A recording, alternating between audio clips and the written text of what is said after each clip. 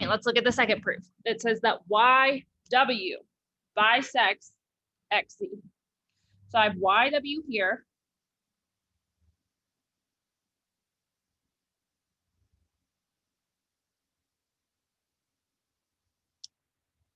Okay, one of these is supposed to be a Z. I'm going to assume that it's this one based on the picture and the statement. So YW bisects XZ. So these two are going to be congruent. Next, it says that XY is congruent to YZ. So that's these two sides.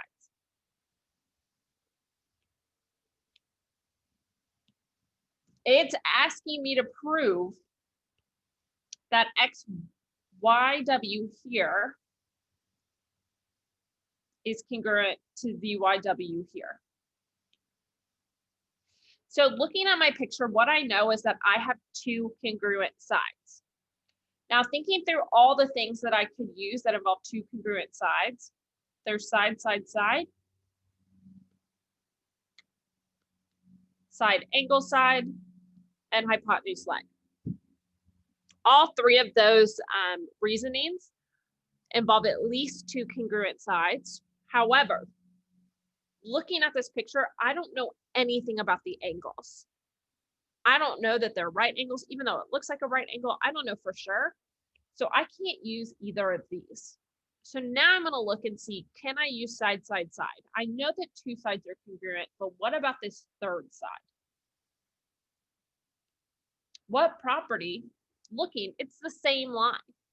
So thinking through my properties, I know that I can use the reflexive to say that that line is also congruent. Okay, so now that I have all the information I need, I'm going to list my statements and my reasons. So my first statement is that W or YW bisects XZ.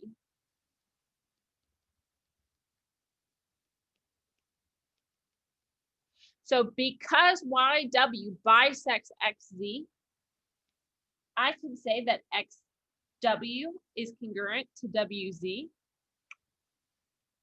And the reason I can say that those two lines are congruent is because that's the definition of bisect. Bisect means to split things in two. Next, I have that XY is congruent to YZ. That's just given.